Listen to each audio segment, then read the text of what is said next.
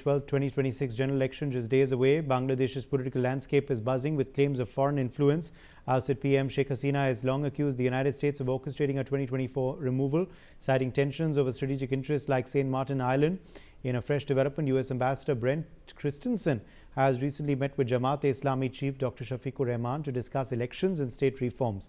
Interim leader of Bangladesh, meanwhile, Muhammad Yunus has sparked controversy, remember last year, by inviting Chinese investment and positioning Bangladesh as a gateway to the Indian Ocean for landlocked Indian states. Remarks critics interpreted as tilting towards Beijing at India's expense. Now remember, Bangladesh has also signed a defense deal with CETC to manufacture email and VTOL drones at a proposed Bogra facility, essentially handing over it to the Chinese. As US and China vie for sway, the election outcome could determine which power gains a stronger foothold in Dhaka's next government. The race is clearly on. Joining us live, Ambassador Bhashwati Mukherjee, former diplomat, Major General G.G. Dwivedi, Strategic Affairs Analyst, is also with us live. Vijay Kranti, Chairman Chase, joins us live. Adit Kothari, Foreign Affairs Expert, is also joining the broadcast. Ambassador Mukherjee, let me begin with you first. Do you believe this election and its result could sway whether Bangladesh tilts further to the US or towards China? I think, Uday, that the United States will not allow Bangladesh to swing towards China.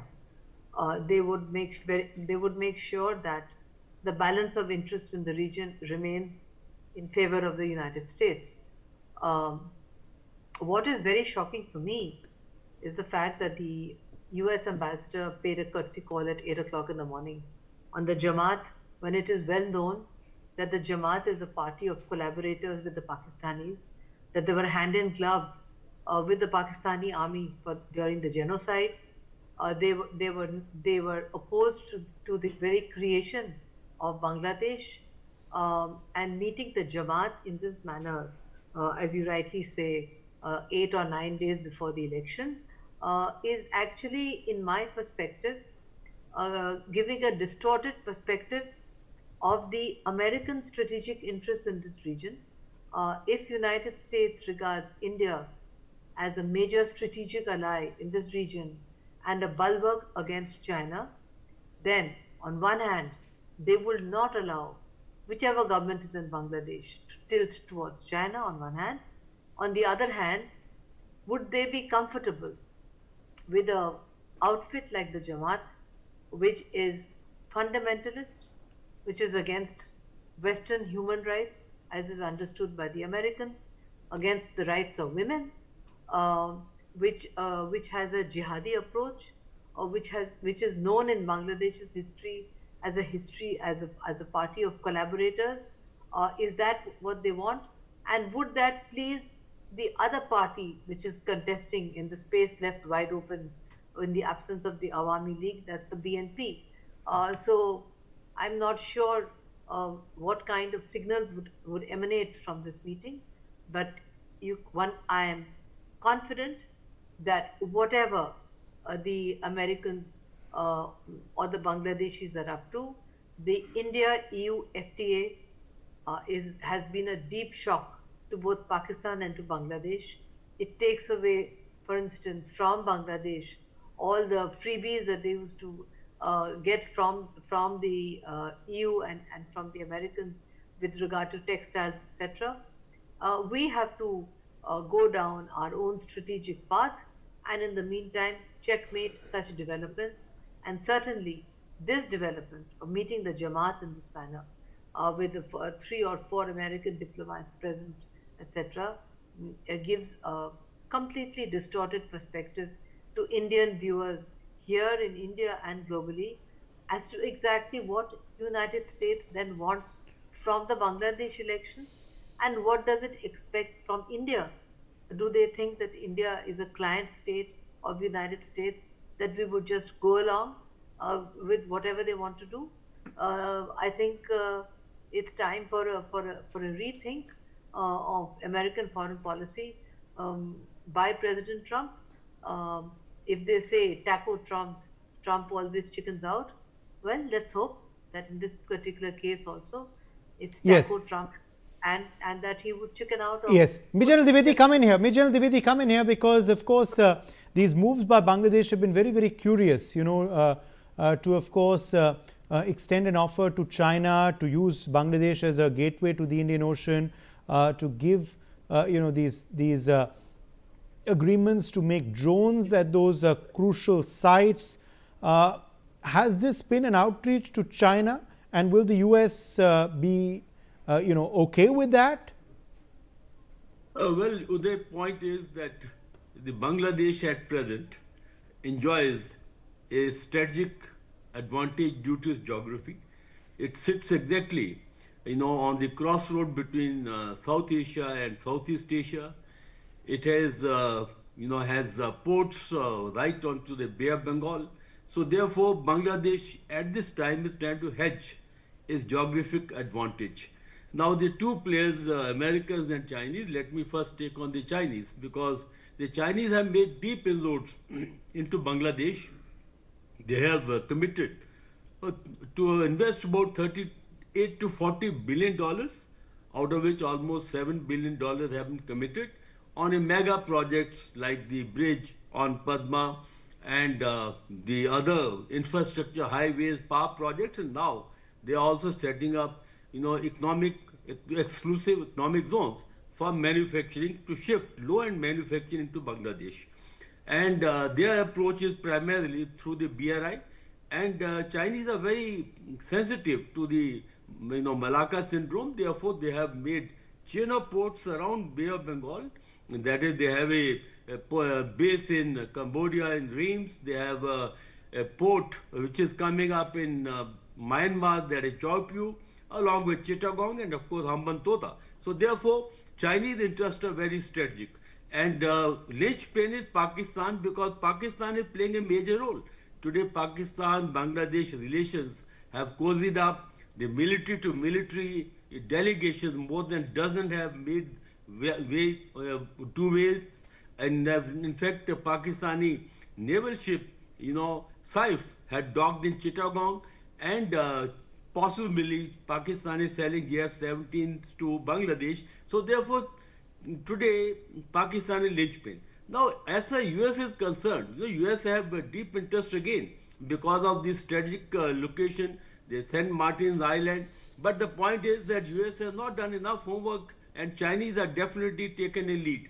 So this tussle that is going on is actually basically both strategic driven and, as far as China is concerned, economic driven, and more than that also to sideline India, because this trilateral that is coming up between Pakistan, Bangladesh, China is actually a major security concern. Now, why now at this juncture the America is cozying up to Jamaat? Because the point is, it is obvious that Jamaat has good chances of coming to power, and therefore America is making good for the lost time. And rightly, Jamaatis had actually helped during the 1971 war, which I fought. I saw it myself that how Radhakas, who was the armed wing of Jamaatis, actually supported Pakistan, and this is a very, very intriguing development that today America is supporting the same outfit. So in summation, I can say the strategic interests are actually clashing. Both America and China would like to have a foothold in Bangladesh. Bangladesh is hedging its position, and as far as India is concerned, we have serious security concern because the kind of Bonhomme and trilateral that is coming up, especially as we look at the Northeast, and Yunus has made a statement that they actually control the waters of Bay of Bengal.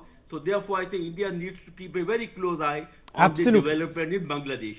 Absolutely. And is that why, of course, we've seen a suddenly very active ambassador in Bangladesh, holding the surprise meeting with the Jamaat, and the US trying to exert their influence in this country as well ahead of the elections? Vijay Kranti. Yeah, right now, the way things are taking shape after the political changes, drastic changes in Bangladesh, the way Pakistan has suddenly cozied up with Bangladesh, and China has started taking very, very active role in Bangladesh. We must realize that Bangladesh's location from strategic point of view is very, very delicate for India. And unfortunately, right from the junior most person in the street of Bangladesh to the senior most, the so-called, I don't know whether, the president or Mr. Muhammad Yunus, up to him, they have clearly mentioned that they are a threat to India's security as far as the 8 northeastern states are concerned. They have made it more than clear that their dream or designs are aimed at breaking these states from India. So I think, especially after today's news, the way China has gone one step ahead with Bangladesh in their strategic relations, I think this is time India will have to become proactive, and India must act before it is too late, because now we are seeing a Bangladesh which is building up into a very, very extraordinary threat for India's sovereignty and security. So I will not be surprised if Indian forces or Indian policy makers have to one day very soon decide to redraw the borders with Bangladesh, rather than having a just 22-kilometer thin chicken neck. I think India will have to think of taking action in Rangpur and and widen this strip from chicken neck to the goat's neck, right up to Rangpur and below, so that India can assure its security. Otherwise, you see the way Chinese have moved practically very, very close to the chicken neck for so many for various reasons. So I think after today's this decision that the Bangladesh is going ahead with the China about these unmanned the drones, India will have to. After all, why do they need drones? Why? What are their plans? India must think, and India should act before it is too late. India should not allow a petty criminal to become a mafia don. As it happens many times, is you leave a small criminal to do what he's doing, and very soon you find that he has gone beyond become a mafia don whom you can't control.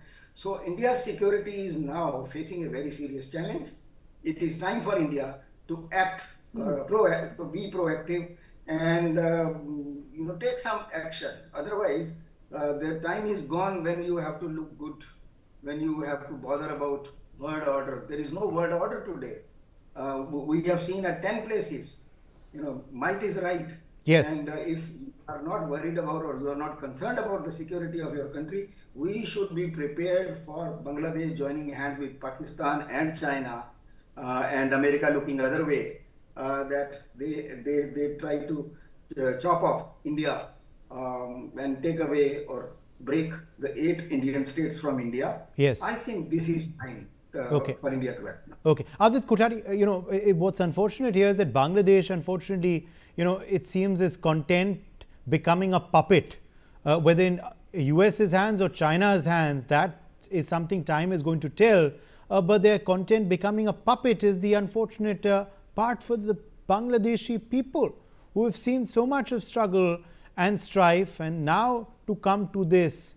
How crucial are these elections going to be, and what do you think is going to be the outlook of Bangladesh after those elections? Are you seeing a China tilt or a US tilt?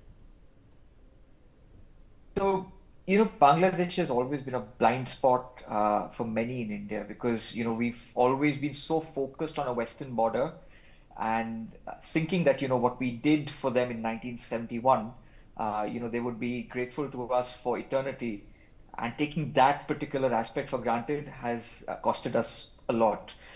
Including, this particular dispensation, they've decided to look away from an internal threat perspective. Bangladeshi infiltrators and illegal infiltration into India is a gross reality. But how many have we actually sent back? The lowest amount in the last 11 years. I mean, if you compare the UPA data versus the NDA data, the numbers are stark and surprisingly low within the last 11 years. It's the lowest number of illegal infiltrators that we've actually sent back to Bangladesh. And we've not taken that threat very seriously. I come from Bengal. I know exactly how feral and how ferocious the Bangladeshi infiltrators are, and the kind of anti-India sentiment that they espouse. We've seen, across the border states, across the border lines, basically losing enclaves to Bangladeshi infiltrators. So this is a stark reality that policymakers and the BSF will need to take cognizance of. From a policy making perspective, I think we've played the carrot game far too long. We sacrificed our own industries to give raw material to Bangladeshi, thread manufacturing and textile manufacturing, and try to boost them as a consequence.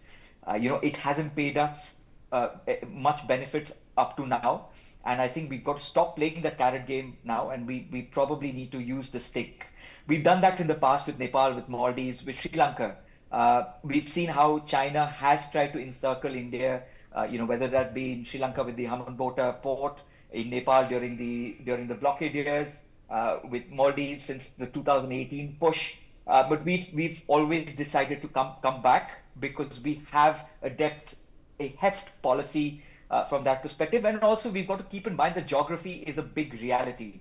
Bangladesh is encircled with India, so we need to exploit that particular aspect and ensure that they understand that that we are there to play a brotherly game with them. But if they try to play harsh geopolitics and geoeconomics with us, then we're not going to be sitting idle, and our chicken neck is not as vulnerable as Muhammad Yunus would try to make out of it. We're fairly insulated, we're fairly secure from that perspective. It's their chicken corridor which is actually under threat through the Siliguri corridor. So I think we need to remind that to the Bangladeshi dispensation.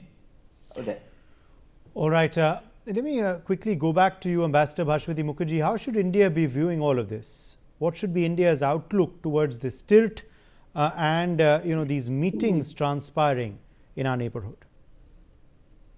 First of all, I'd like to say, as a fellow Bengali, that I completely agree with Adit's analysis.